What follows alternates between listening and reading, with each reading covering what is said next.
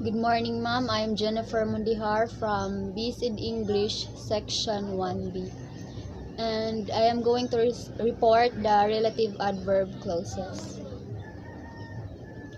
The relative clause as a sentence constituent modifies or refers back to an antecedent in an independent clause, which is a noun or its replacement. The adverbial function is a modifying verb within its own clause. What is the difference between relative adverb and relative adjective clauses? The difference between the two is it differs only with regard to the grammatical functions that their pronouns carry out within their own clauses. Elliptical relative adverbs. Conjunction present. If the conjunction present, the sentence will be, it was agreed that the position of the chair would be rotated on a 6-monthly basis. So if the conjunction is missing, the sentence would be, it was agreed the position of the chair would be rotated on a 6-monthly basis. So if the conjunction is present, as you can see, the example uses that. And when the conjunction missing, it uses the.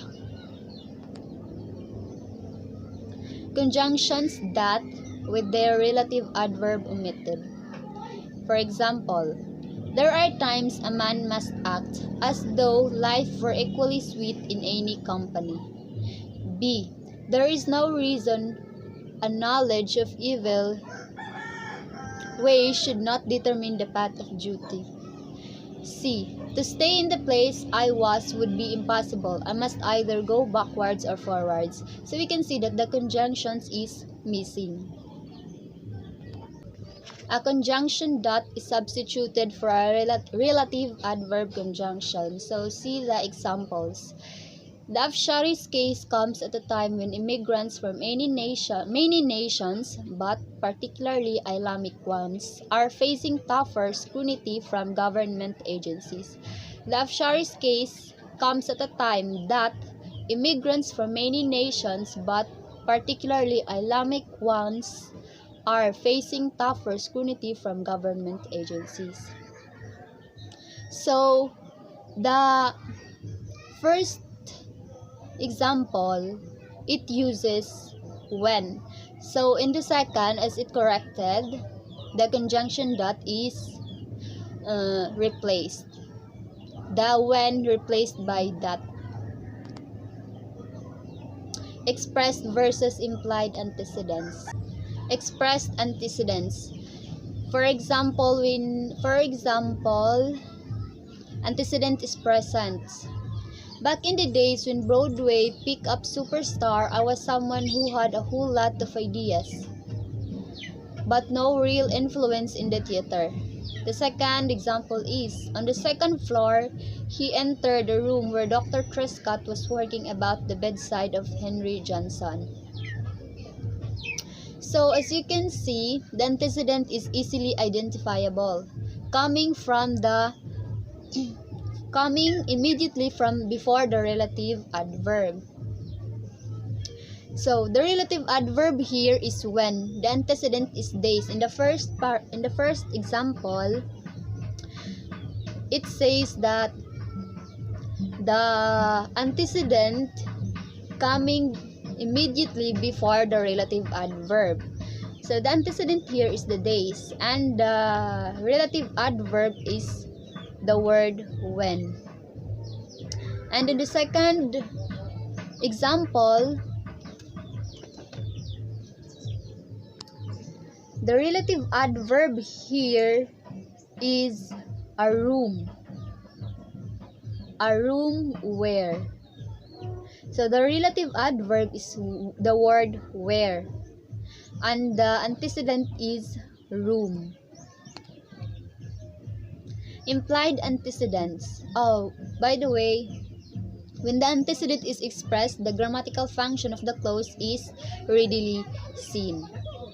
Implied antecedents. Antecedent is missing. When antecedent is missing, he stopped. For example, he stopped to talk and asked the old farmer why he sat alone when the farm work needed to be done. So as you can see, it was very different from the when the antecedent is present. So as you can see, there is no antecedent here. The word when is already the relative adverb, so the antecedent is missing. Implied antecedent. He stopped to talk and asked the old farmer why he sat alone when the farm work needed to be done. So in these examples, the antecedent is absent. However, it is implied and we can easily reinsert it. Although the antecedent is absent, we can easily insert the antecedent also here. For example, when we include at a time in between alone and the relative adverb when. So the example will be, he stopped to talk and asked the old farmer why he sat alone at a time when the farm work needed to be done. So although the antecedent is absent and the relative adverb only, we can easily reinsert the antecedent here in a paragraph. You'll be where you can stop. So you'll be where you can stop. This is also, the antecedent also here is absent, but we can easily insert the antecedent in between the word be and the relative adverb where. Relative restrictive and non-restrictive clauses. Restrictive clauses provide essential information that is limiting the meaning of a preceding subject. Example is, it is interesting with an early critic who wrote on Buddhist economics who was a conservative Catholic. So the restrictive clauses are not separated by commas. So this example, there is no commas between the main clause. So this will be considered as the restrictive clauses. The second example is atomic power the new means by which the gods of Egypt and all other gods are to die again? So the information is very essential and very understandable than the first example. These are the following features of restrictive clause modifiers. So we can identify a paragraph or sentence if these are the restrictive clauses using these modifiers. First is a relative clause beginning with a that conjunction is always restrictive. For example, it was no ordinary thing that called her way. So in this paragraph, it uses the relative adverb clause, the word that. So this will be called as the restrictive clause or relative clause. Another example is, his cheeks pads the unroughened hand that lay helpless upon the khaki-colored blanket was slightly puffy. So this example also uses that. So this will also considered as the restrictive clause. Second, modifiers. A clause with an omitted relative is restrictive. For example, and she still had the Bible John Field have given her. So if we do not read that in the sentence, so this will be, and she still had the Bible John Field had given her. The third modifiers is, if you can substitute that for who, whom, and which, the clause is restrictive. For example, his cheeks were pads, and the unroughened hand which lay helpless upon the khaki-colored blanket was slightly puffy.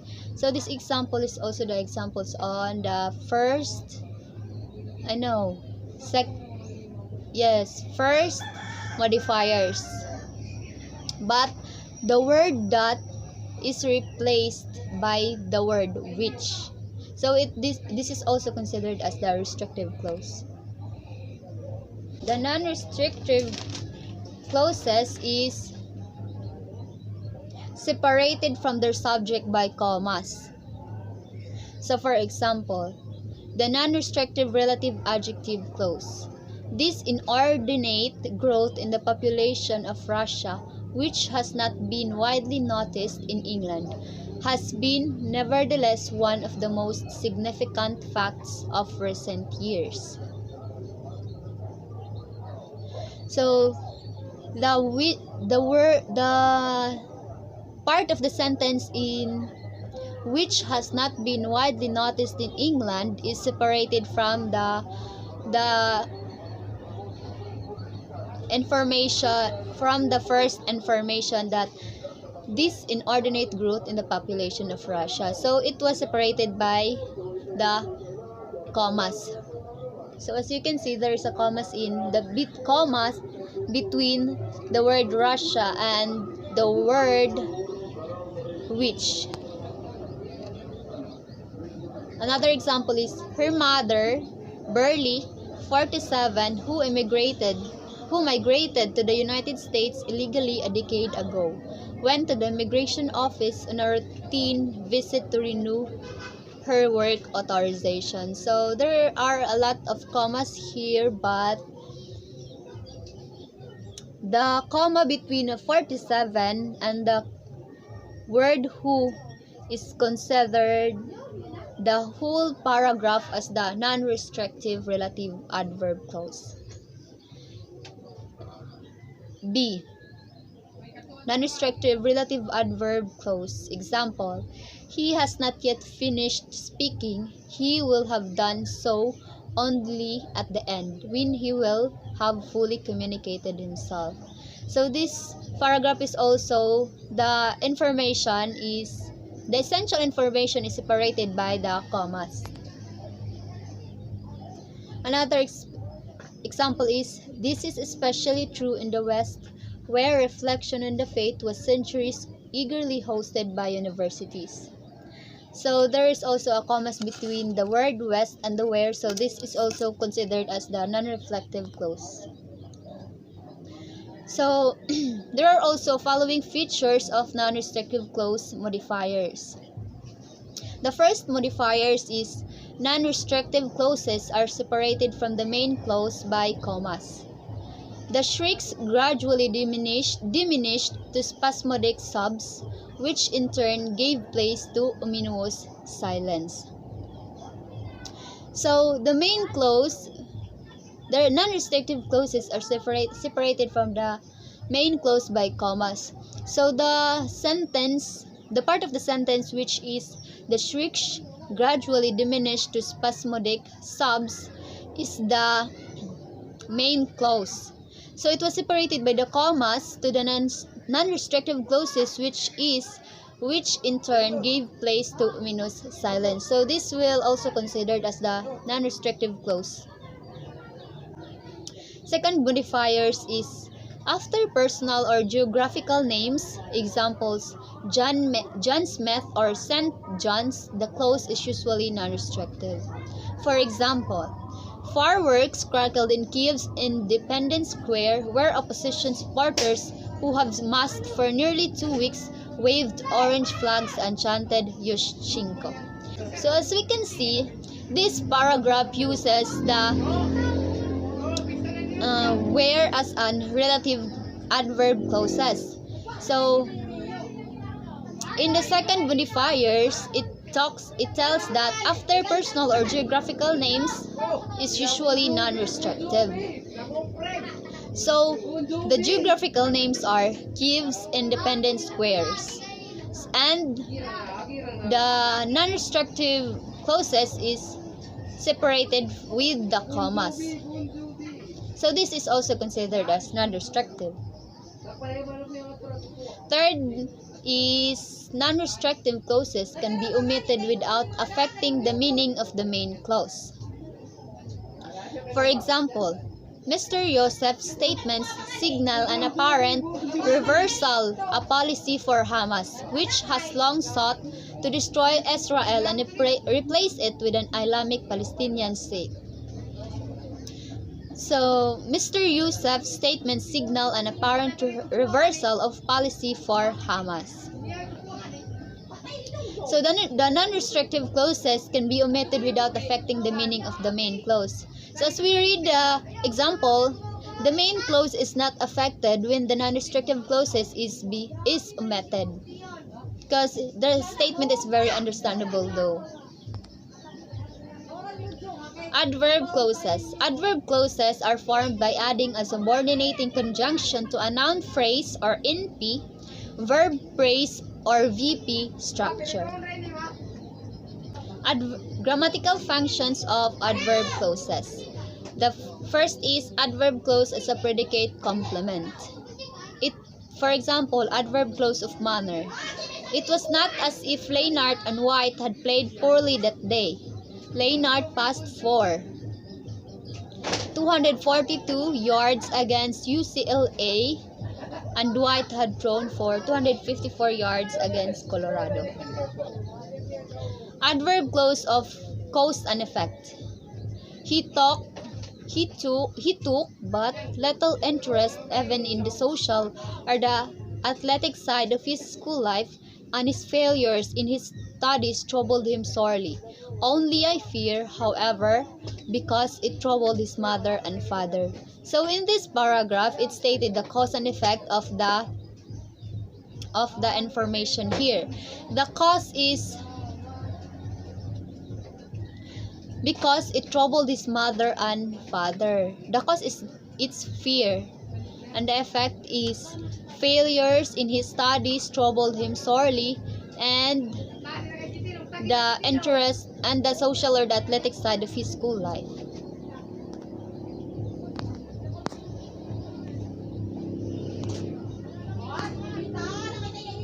Number 2, adverb clause as a predicate modifier.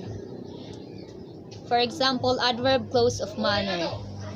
His hands clutched the bag as if they've been made of iron. So the manner here is adverb clause of manner. Manner here is the word clutch. Letter B, adverb clause of purpose. He glared so that he was terrible to look at. So the purpose here is so the purpose in this sentence is he glared so that he was terrible to look at.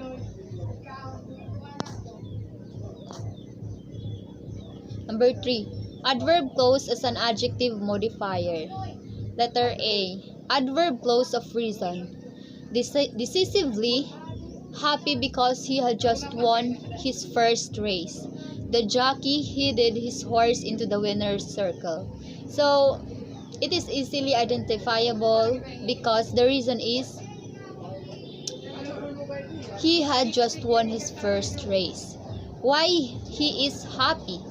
The reason is because he had just won his first race.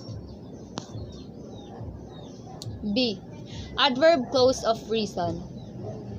Not surprising, since about 30% of councils in Great Britain are now hung, a body of research has now emerged on the experiences of hung councils in Great Britain.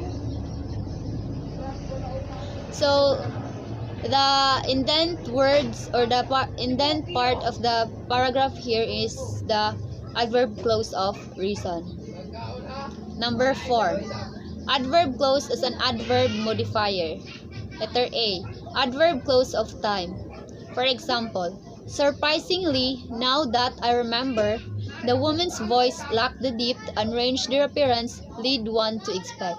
So the word now is the adverb clause of time.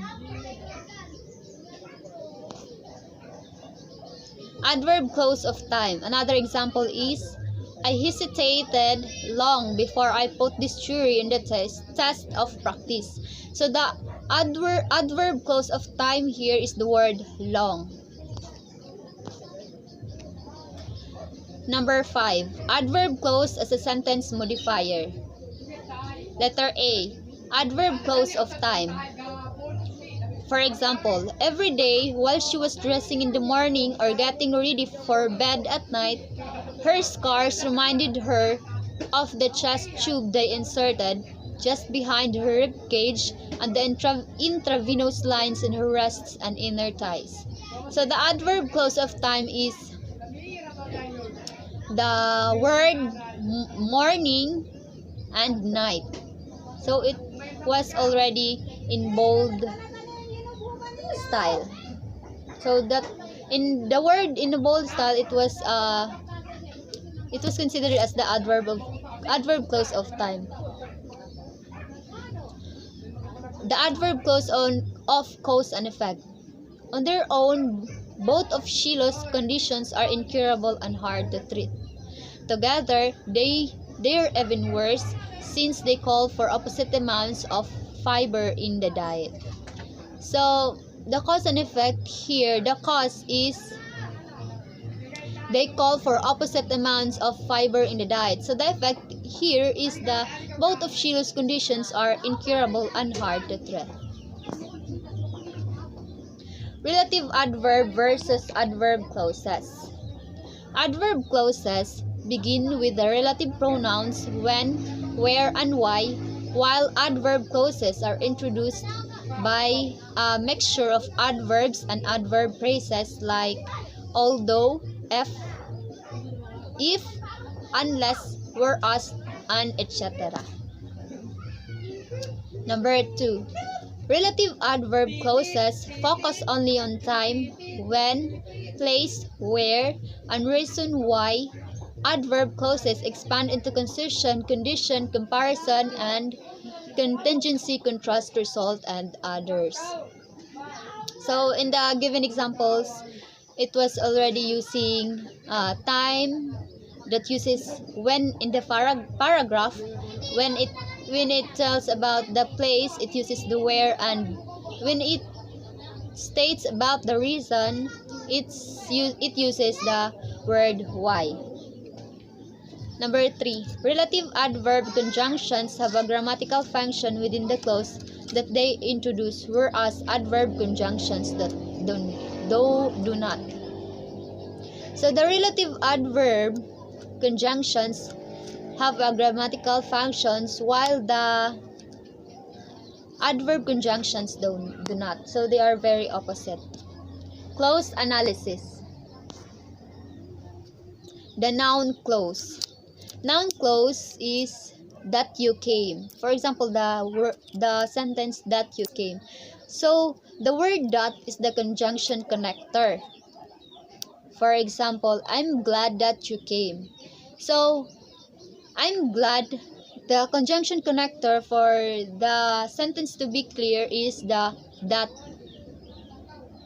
If we insert that you came from the word I'm glad, so the information would be more clear. And you came is the clause. You is the noun phrase, pronoun subject, and that came is the verb phrase. Came is the word came from the word come, which is the verb predicate, and a is the oblate past tense. So when we say come, it was a present tense. So when the come becomes came, the o is replaced, the o replaced by a, that would be came, and the word and that word would be the past tense. So the relative adjective clause. The relative adjective clause, for example, who kicked the ball. The first word who is the noun phrase or the pronoun subject. Kick the ball, verb phrase. So let's just explain it by word. So when we say kick, this is also the past tense. So the present tense here or the verb here is the kick. So that would be the verb predicate. Then when we add ed from the word kick, that would be kicked. So it will be a past tense.